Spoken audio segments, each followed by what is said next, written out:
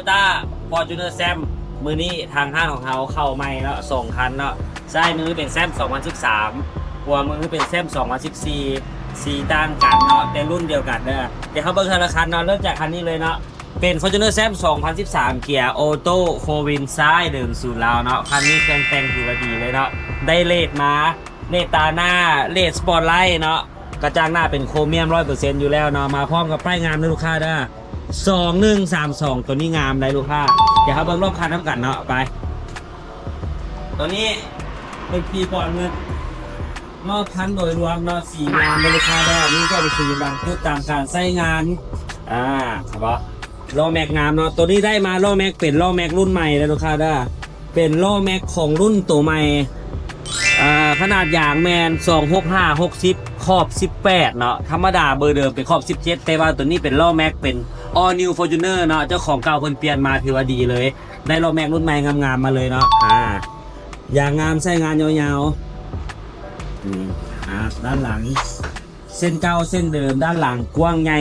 สบาย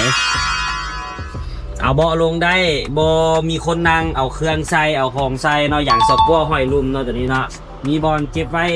กระลิกไว้ไข่ล่ออยู่ตรงข้างนี้ว่ามาแอร์หลังมีแล้วลูกค้าได้เป็นแซมเนาะนี่แอร์มาให้ครบทั้ง3 คนเลยนั่งหลังบ่ต้องย่านบ่เย็นเนาะนั่งหลังก็เย็นเด้อนั่งหน้าก็เย็นคือกันเลยเนาะตัวนี้เนาะมาไข่เบิ่งข้างในเด้อวันนี้เด้อไข่ดูฟังนั้น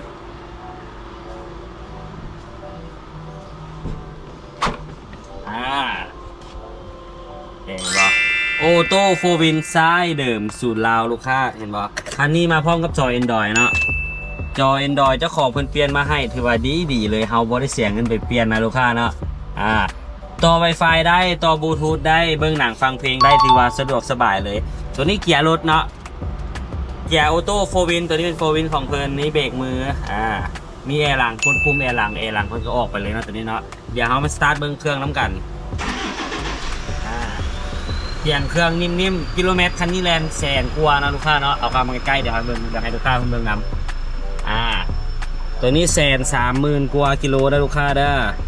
สามารถมาลองขับลองขี่ได้เทสได้น้ำกันได้เลยเนาะเดี๋ยวไปนั่งข้างหลังให้เบิ่งก่อน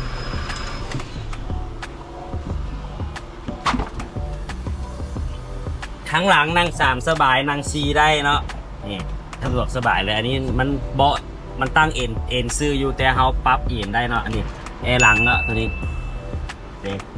ปิดเปิดได้อยู่แบบนี้เลยเนาะมา